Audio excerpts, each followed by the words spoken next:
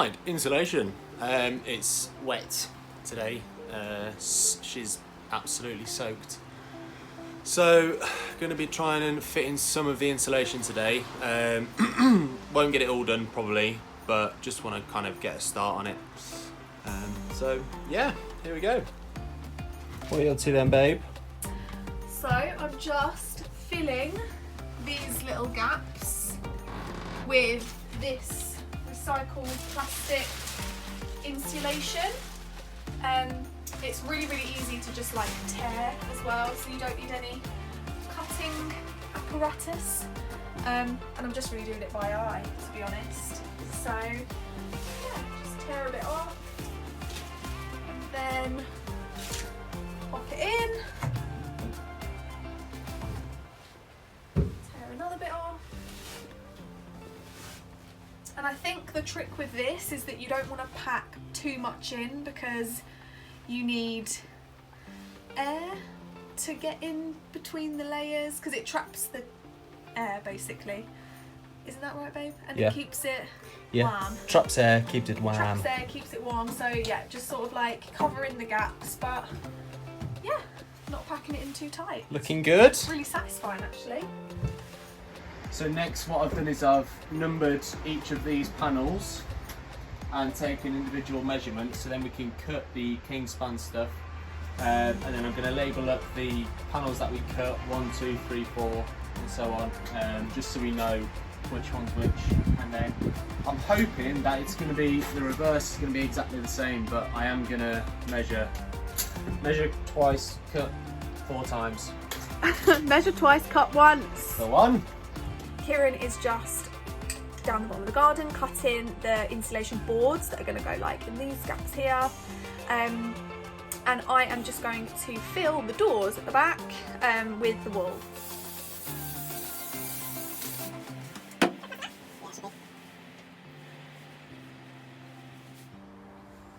Has it adhesed? I don't know. Let's see. Good lord.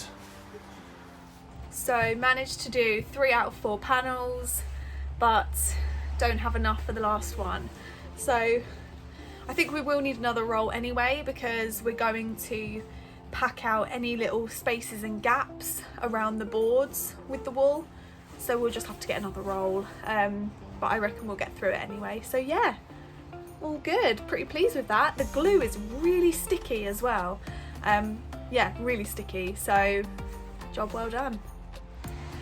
Okay, so a couple of mares we've had with the insulation boards and sticking them up.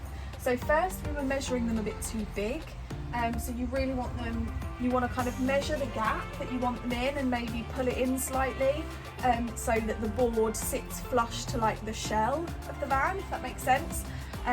So we kind of cut them all out and then realised they were a bit too big, and had to trim them all down again. So taking a couple of centimetres off the height and the width. Yeah, length and the width. And then with the glue that I'm using to stick them on, I was spraying the glue and then immediately putting the insulation board on, and they were just slipping right off. And then I read the instructions, so always worth reading the instructions. And it said to spray the glue onto the surfaces and wait a couple of minutes for the glue to go tacky, and then stick it on. And since I've been doing that, no problems, it's not been slipping off at all. So yeah, so far so good.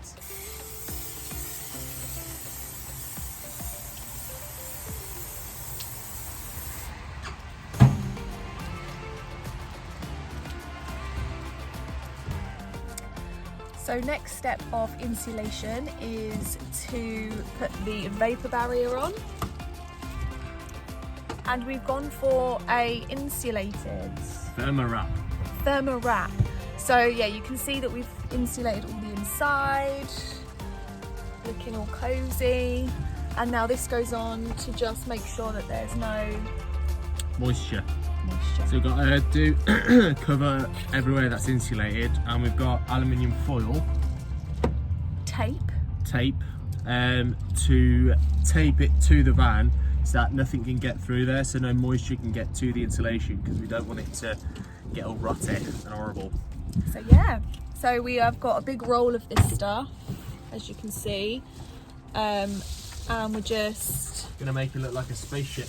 Kind of measuring and cutting, and yeah, bit of puzzle work, but we'll let you know how it looks.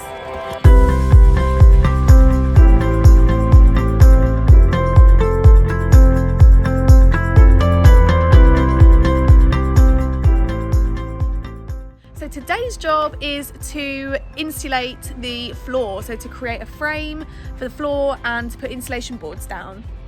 So we've got these 25mm battens that we're going to put on the floor first and glue them down, and then in between the spaces between the battens we're going to put 25mm insulation.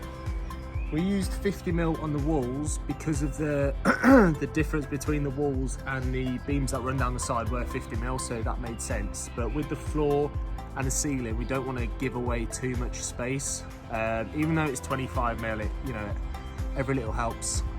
So yeah, that's why we use the 25mm. So we're going to get these cut down to size and glued in, get the insulation board down and the vapour barrier over the top of it. So this is my really unprofessional way of measuring the battens that we need. So I drew a rough like floor plan and tried to include like the wheel arches and the door, because as you can see, like the floor goes in certain places. So I drew that, and then we kind of marked out where we wanted the battens to go. So we decided we definitely want a batten running right along the back, just in front of the wheel arch, at the door here, and then right at the front here. So yeah, I have measured those out, and Kieran's about to start cutting.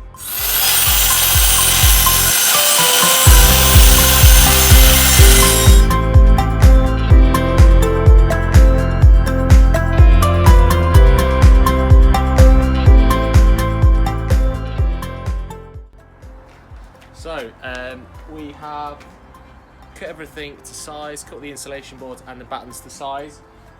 What we've done now is just stripped it all out so we know it fits. So now we need to glue all the battens. So gluing the battens, it's not really necessary because they're going to be held down anyway by when we eventually put the bed in and stuff. But the glue will basically mean that there's something in between the wood and the metal and the insulation in the metal to stop anything shaking around, because that'll just be irritating. So what I'm going to do is the very last batten I'm going to screw into it just to make sure that's in place, and then everything else can be pushed against it to give it a nice tight fit. Enjoy! So what are you doing, babe? So I am no more nailsing the battens so we can stick them to the floor, and then we will stick the insulation boards in between. Lovely. Look at that pattern. Look at the beading.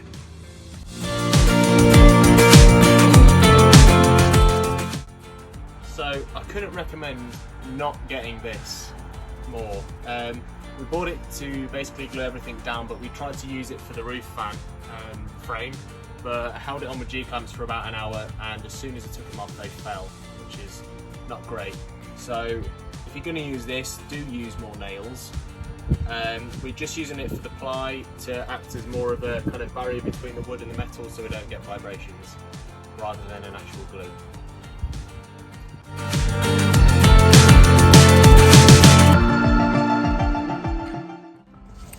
So we realised before, luckily, we put the insulation boards down on the floor, that we would need to do the ceiling first, because once the insulation boards are down we don't want to be standing on them, and we don't have the ply today to do the ply flooring. So before we put the boards down, luckily we measured up and have fitted insulation boards to the ceiling, and we're now just vapour barriering. That's the one. And then we will do the floor, and that will be the last job we do for today, because then the next thing we will have to do before we do anything else is lay ply down onto the floor so that we don't crush the insulation boards. On the vapour barrier. On the vapour barrier.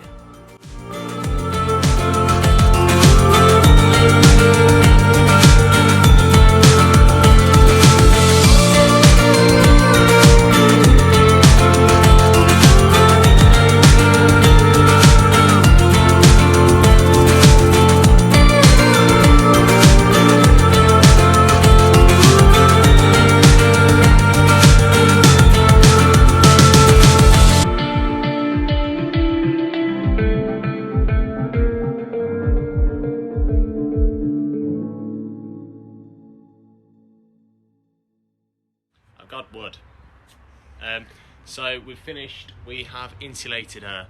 She is going to be completely, hopefully, warm now. So we finished all the insulation blocks on the ceiling and on the floor, and then put a vapour barrier over them to stop any water getting through. I can't believe we've actually done all that today. It's been a busy day. We didn't start until the afternoon as well because we had to go and check out a new storage place, a new home for our baby. Exciting times. So we didn't actually start work until like what, 1:30? Yeah, about 1:30. And we've got a floor and a ceiling completely insulated. So we might work on the van on Monday as well. Yeah, get some plywood to screw down and make an actual hard floor so we can walk on it. Because at the moment we can't walk on it because it'll crush the insulation. If you're looking and you're liking, hit like and subscribe, and you'll be able to follow everything we do on the van.